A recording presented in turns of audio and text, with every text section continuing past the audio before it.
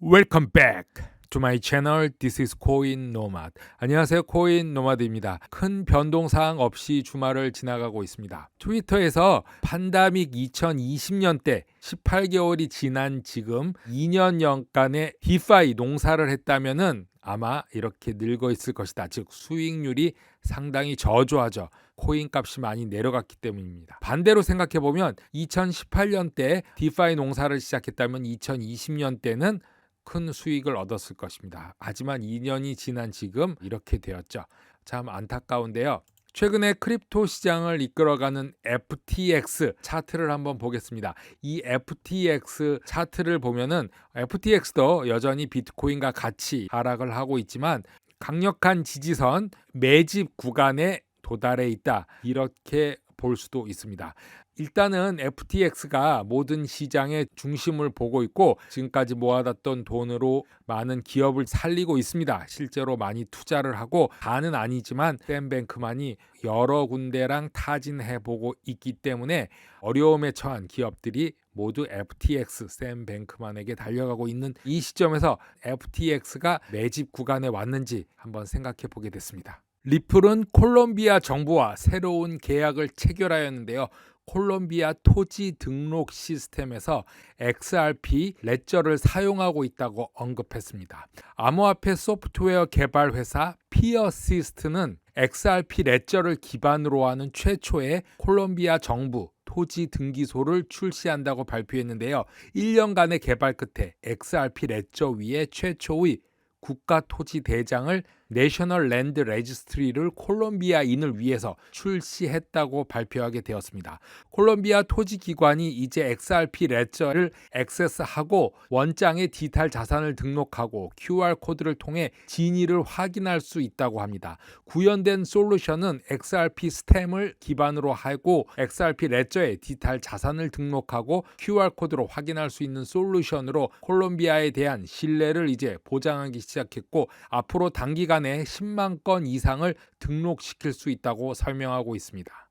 바이낸스 CEO 자오는 뱅크리스 인터뷰에서 10년 안에 분산형 블록체인 프로젝트 디파이가 중앙집중식 금융 세파이 및 중앙집중식 거래소 CEX를 능가할 것이라고 예측하고 있습니다. 중앙집중식 암호화폐 프로토콜이 결국에는 분산형 암호화폐 프로토콜을 능가할 것이라고 생각하지만 많은 사람들이 여전히 기존 계정 액세스 방법을 선호할 거기 때문에 미래에는 공존할 거라 믿는다고 생각합니다. 중앙집중식 거래소가 0이 되는 데는 오랜 시간이 걸릴 거라고 생각하지만 디파이가 중앙집중식 거래소보다 더 커지기까지는 5년 또는 10년이 걸릴 것이라고 생각하고 중앙집중식 거래소가 수십 년 동안 역할은 수행할 것이라고 말하고 있습니다.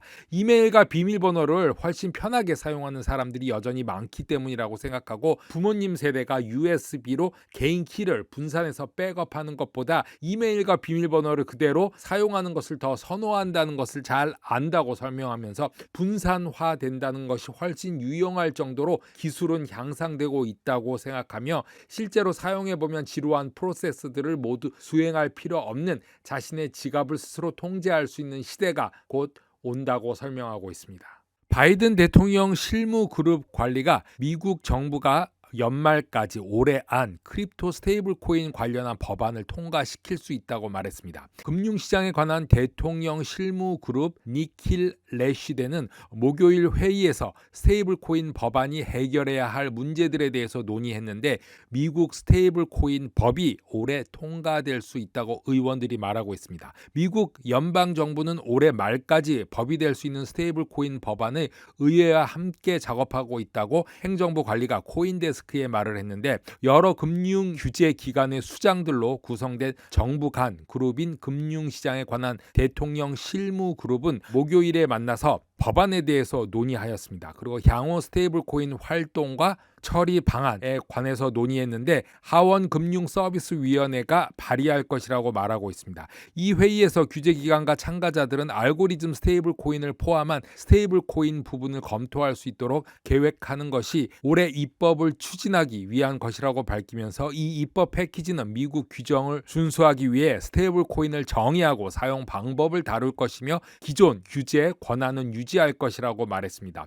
목요일 회의는 전체적으로 건설적이었고 워킹그룹은 2년 동안 스테이블 코인을 조사해 왔고 2021년 11월 광범위한 암호화폐 산업에 가능한 규제 프레임워크 보고서를 발표하기도 했었습니다.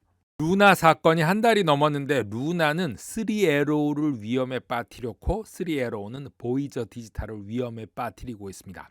보이저 디지털의 모든 거래, 출금, 예금이 일시 중단되면서 디지털 브로커 역할을 잘 해온 보이저 디지털 주가가 26% 이상 폭락했습니다. 보이저 디지털 앱이 지금 화면에 보이고 있는데요. 크립토 브로커 보이저 디지털은 모든 거래, 예금, 인출, 로열티 보상 일시적으로 중단한다고 회사가 금요일 오후에 발표를 했습니다. 직불 카드도 작동하지 않는다고 합니다. 보이저 CEO 스티븐 에럴리히는 성명을 통해서 매우 어려운 결정이지만 현재 시장 상황을 고려할 때 옳은 결정이라고 믿고 이 결정은 우리가 함께 구축한 보이저 플랫폼 가치를 보존하면서 다양한 이해관계와 전략적 대안에 계속 탐색할 수 있는 추가적 시간을 제공하기 위해 적절한 시기에 추가 정보를 제공할 것이라고 말했습니다. 모두 이렇게들 말을 하곤 합니다.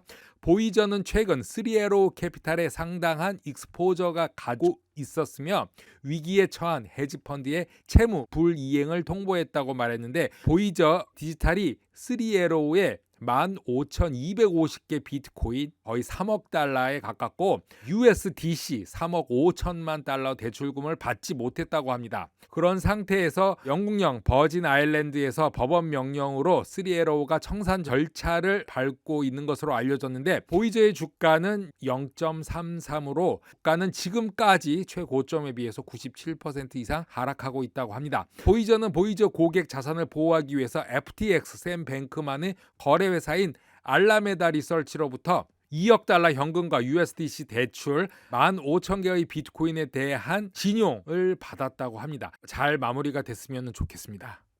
러시아 체스 그랜드 마스터이자 인권재단 의장인 게리 카스파로브는 비트코인의 오랜 지지자이기도 합니다.